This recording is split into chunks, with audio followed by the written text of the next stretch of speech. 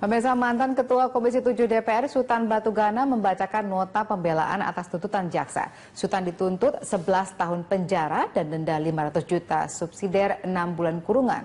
Untuk mengetahui informasi terkini, kita langsung bergabung dengan reporter Nabila Zatadini dan juru kamera Tommy Pribadi di Pengadilan Tindak Pidana Korupsi Jakarta Selatan. Ya Nabila, apa yang disampaikan oleh Sutan Batugana dalam pledoi hari ini? Ya Valerina, hari ini merupakan pembacaan pledoi di depan majelis di sidang tindak pidana korupsi. Dan pada pembacaan pledoinya hari ini, Sutan Batugana memberikan judul kepada pembelaannya yaitu saya tidak korupsi dan saya merupakan korban kesewenang-wenangan KPK Jilid 3. Karena Sutan merasa hak asasi manusianya dirampas, karena Sutan merasa apa yang dituduhkan hanya mencari-cari kesalahannya saja. Dan Sutan Batugana yang merupakan mantan Ketua Komisi 7 DPR dari fraksi Partai Demokrat telah ditetapkan sebagai tersangka sejak 14 Mei 2014 yang lalu dalam kasus dugaan penerimaan suap dan gratifikasi di Kementerian ESDM. Atas dugaan tersebut, Sutan dijatuhi hukuman 11 tahun penjara dan juga 500 juta untuk subsidi 6 bulan kurungan serta pencabutan hak politik selama 3 tahun. Dan berikut adalah pernyataan pembelaan dari Sutan Batugana. Maka saya ingin mengingatkan kembali kepada majelis hakim yang mulia bahwa satu, saya bukanlah seorang koruptor, melainkan saya mengambil bagian di dalam tugas saya sebagai anggota DPR untuk menjaga kestabilan nasional dan dengan memutuskan penghematan RAPBNP tahun 2013 dari 18,7 triliun menjadi 17,3 triliun. Jadi terdapat penghematan tersebut yang telah dianggarkan dan dikampanyekan oleh pemerintah. Dan di samping itu kami telah menjaga stabilitas nasional dengan tetap menjaga pasokan BBM serta ketersediaan listrik secara nasional. Kedua, saya tidak korupsi. Bahkan saya telah menggagalkan niat orang korupsi di SKK Migas melalui pengaturan tender ID di Chevron. Di situ ada selisih harga pemenang satu dan kedua. Ya Valerina, itulah tadi beberapa pernyataan pembelaan dari Sutan Batugana dan masih ada beberapa pernyataan lainnya atas pembelaannya terhadap kasus dugaan suap yang dituduhkan kepada Sutan Batugana. Ya Valerina. Ya Nabila, apakah pihak dari Sutan Batugana merasa optimis pledoinya akan diterima Hakim Tipikor? Sampai Pak Ya Valerina, Sutan Batugana merasa optimis pledoinya akan diterima oleh majelis hakim karena saksi-saksi yang telah memberikan pernyataan yang memberatkan kepada dirinya telah mencabut berita acara pemeriksaan. Selain itu pada hari ini Sutan juga menjelaskan bahwa dugaan mobil Alphard yang merupakan pemberian gratifikasi tersebut merupakan adalah hasil jual beli. Dan juga Sutan menyatakan pada hari ini tidak tahu mengenai SKK Migas. Dan karena itu juga Sutan optimis jika pengadilan berjalan dengan lancar maka dirinya pun akan bebas. Ya Valerina.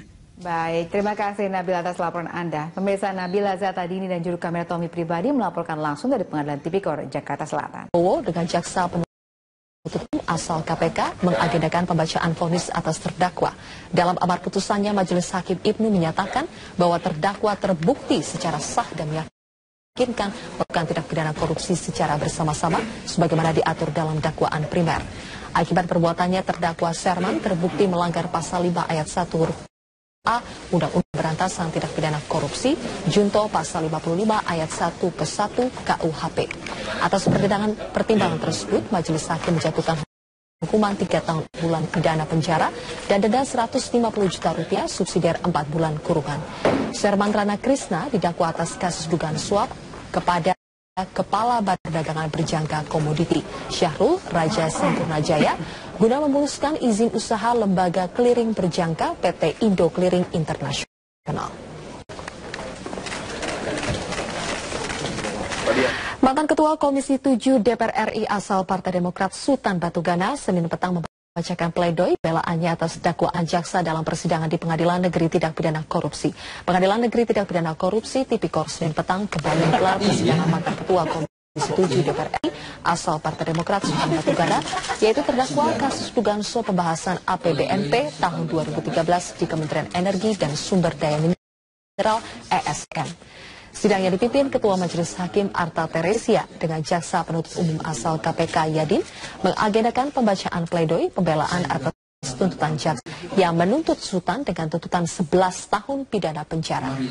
Pledoi dibacakan sendiri oleh terdakwa Sutan dan tim penasihat hukumnya. Lebih jauh, Sutan memaparkan bahwa KPK telah menzalimi dirinya serta keluarga besarnya atas tuduhan yang tidak berdasar. Atas pembelaan tersebut, JPU asal KPK menyatakan tetap pada tuntutannya yang menuntut Sutan 11 tahun penjara meski telah mendengarkan pledoi dari terdakwa.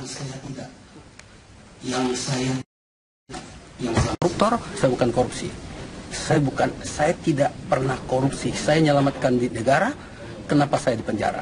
Saya menggagalkan orang sih, kenapa saya dieksekusi? Poinnya itu sebenarnya. Kalau Allah mengizinkan, ya, mengetuk pintu hati majelis hakim, mesti saya dibebaskan dengan fakta-fakta persidangan. Pemirsa, dan untuk mengetahui perkembangan terkini terkait sidang pra-peradilan OCK Ligis, segera kita bergabung dengan reporter Sadrina Eva Analia dan juru kamera Nova Maulana langsung dari Gedung Pengadilan Negeri Jakarta Selatan.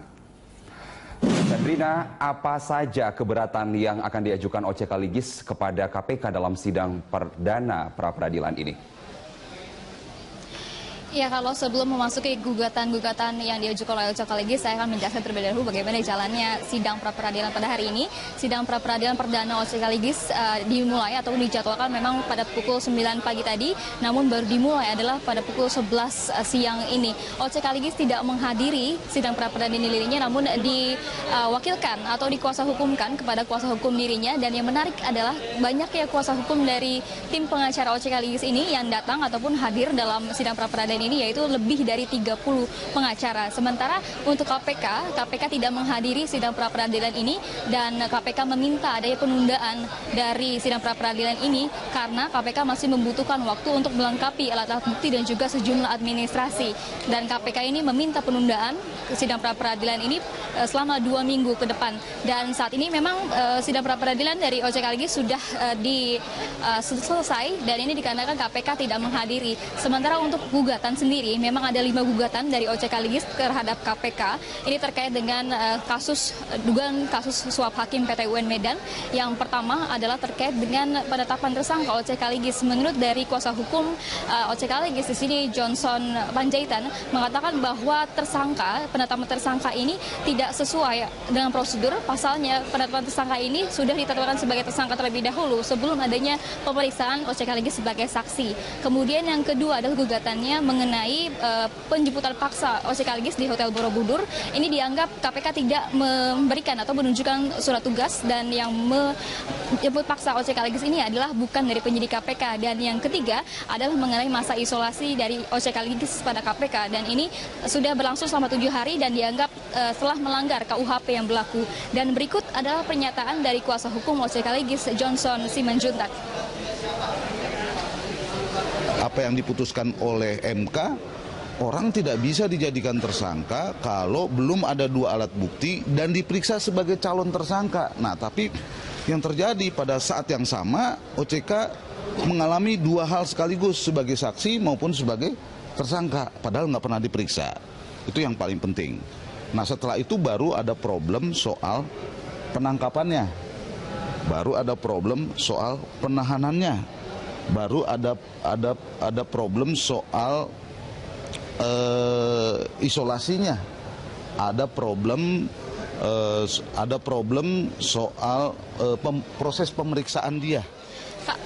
Kalau ada satu lagi penunda ataupun gugatan yang tidak dimasukkan dalam gugatan dari pra-peradilan ini adalah terkait dengan penyadapan sejumlah anggota dari tim kuasa hukum dari OCK Ligis ini oleh KPK. Carlos.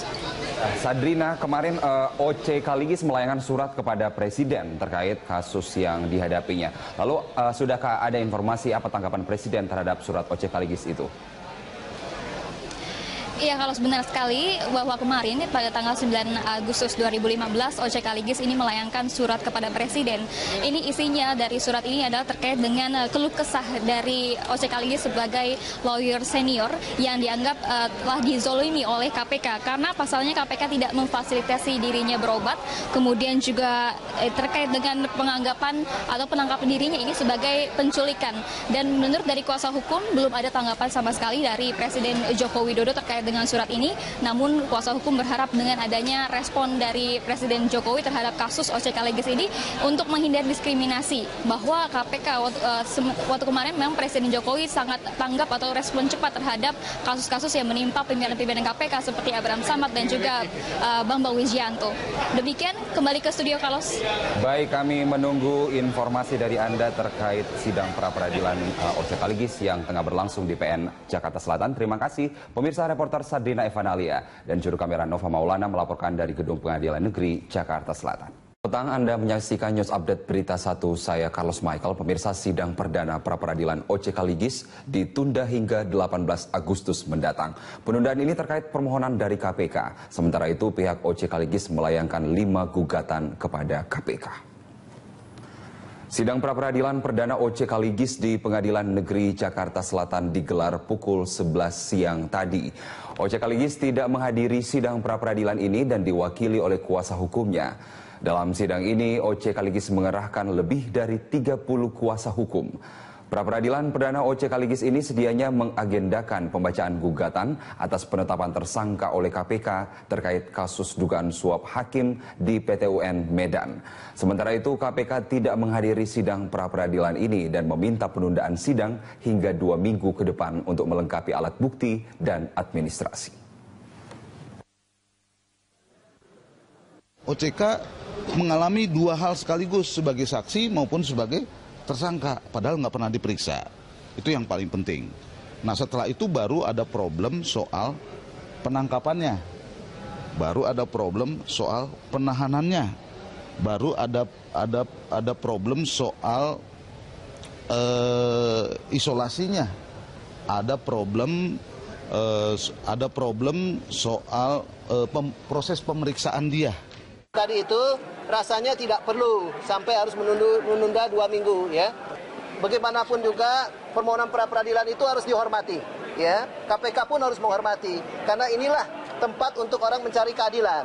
Jadi dengan demikian sebaiknya tidak lagi melakukan yang kita sebut ulur-ulur waktu hanya untuk melakukan satu katakanlah upaya hukum untuk yang lebih merugikan lagi daripada hak seseorang. Ya, jadi dengan demikian ya kita mengharapkan itu tidak dilakukan. Tetapi kita akan kirim surat kepada KPK ya setelah persidangan ini untuk KPK tidak melakukan pemeriksaan terhadap dirinya Pak OCK karena KPK harus menghormati proses pra-peradilan yang dilakukan pada saat ini dan tembusan surat itu akan diberikan juga kepada hakim dari